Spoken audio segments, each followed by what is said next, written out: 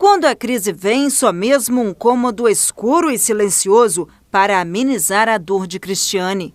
Ela começa com uma pontada em um lado da cabeça, às vezes do direito, às vezes do esquerdo, com a princípio uma náusea bem fraquinha e vai aumentando no decorrer do dia.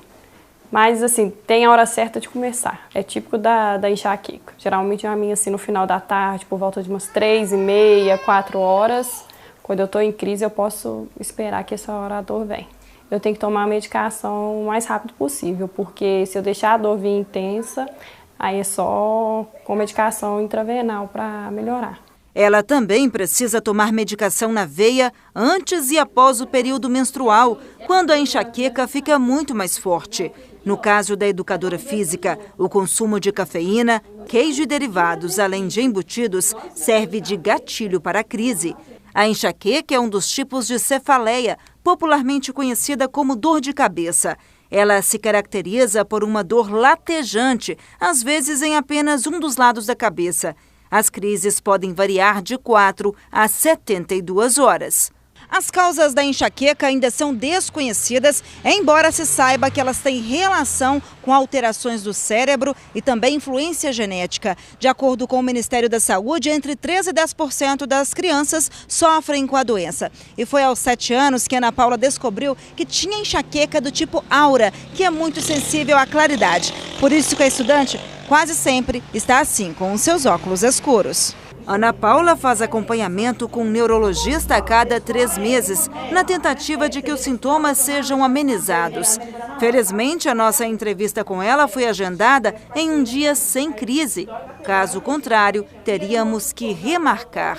Quando é muito intenso mesmo, é uma dor assim, estridente, não tem como descrever, é uma dor insuportável. Eu não consigo, por exemplo, mexer a cabeça, eu não consigo ficar piscando muito os olhos, eu não consigo escutar barulho.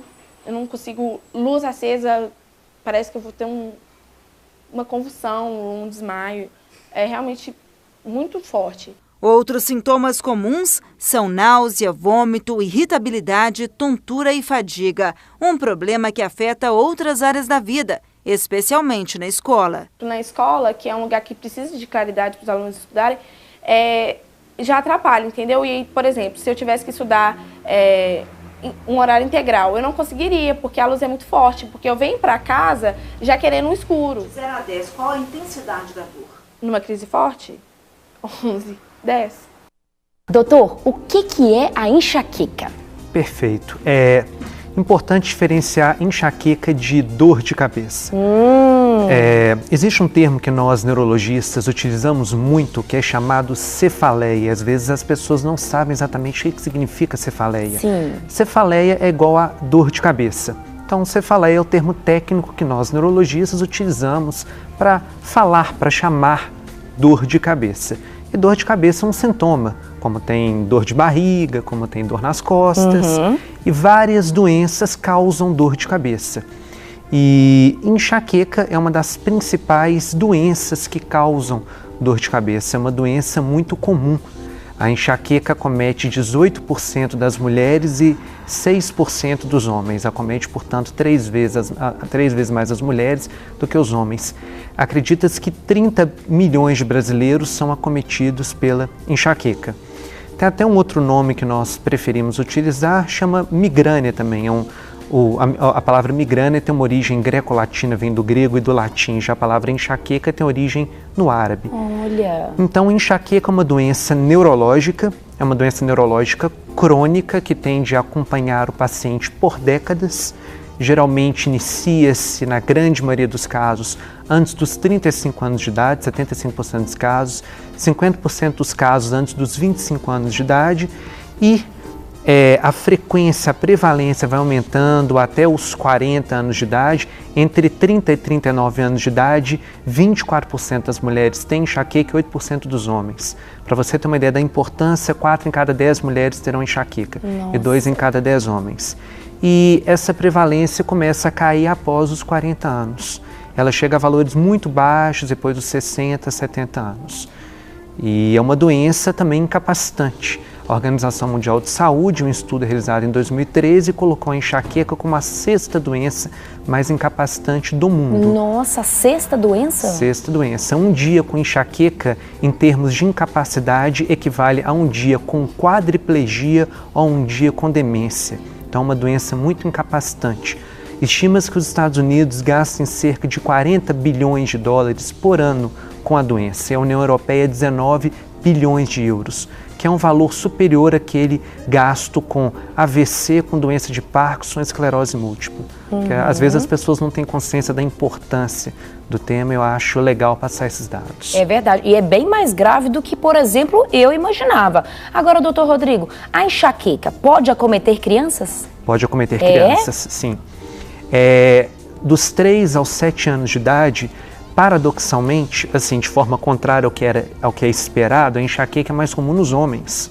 Entre 7 e 11 anos de idade, ela comete igualmente homens e mulheres, e depois dos 11 anos de idade que ela começa a ser mais comum em mulheres. E até um dado interessante, nas crianças a enxaqueca costuma se manifestar de formas distintas, como por exemplo, com dor de barriga.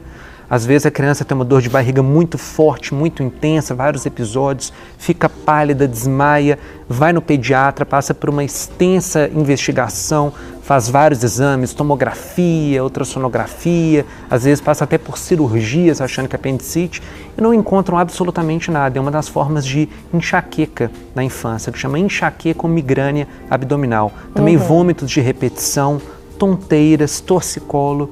Então, a enxaqueca tem essas formas atípicas de manifestação na infância, mas também se manifesta com dor de cabeça. Entendi. Agora, doutor Rodrigo, quais são os principais tratamentos para enxaqueca? Quem sofre desse terrível mal, eu imagino, né? Sim. A enxaqueca, ela tem 2 tipos de tratamento, 2 grandes subtipos de tratamento. Nós temos o tratamento não medicamentoso e o tratamento medicamentoso. O tratamento não medicamentoso da enxaqueca consiste em modificações do estilo de vida. O que seria isso?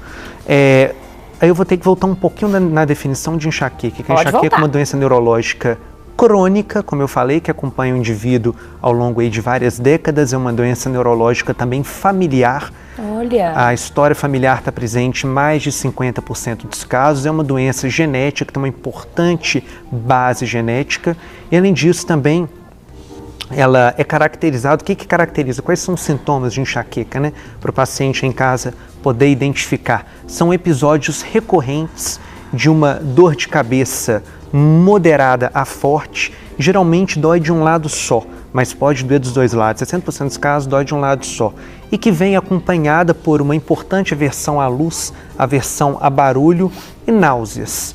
Então, geralmente também, mais de 50% dos casos, é uma dor pulsante, fica latejando, o paciente até costuma falar que parece que o coração está pulsando dentro da cabeça. Então, nós acreditamos que a enxaqueca deva-se a uma hiperresponsividade cerebral. O cérebro de quem tem enxaqueca é mais sensível, vamos colocar dessa forma. Então, qualquer mudança de rotina pode causar um ataque de enxaqueca, pode causar uma dor de cabeça.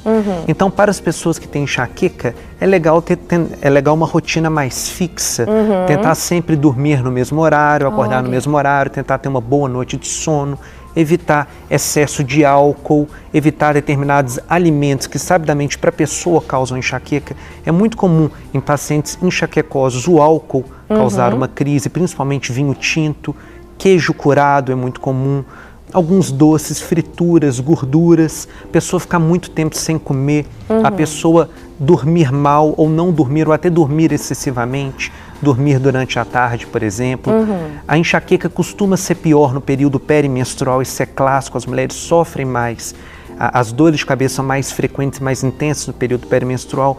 Então, tentar, de certa forma, modificar o estilo de vida para ter uma vida mais regrada faz parte do tratamento. E também atividade física. A atividade física é essencial. Para receber todas as novidades do canal, inscreva-se. E se curtir o vídeo, clique em gostei. Aproveite para acompanhar a Rede Super nas redes sociais.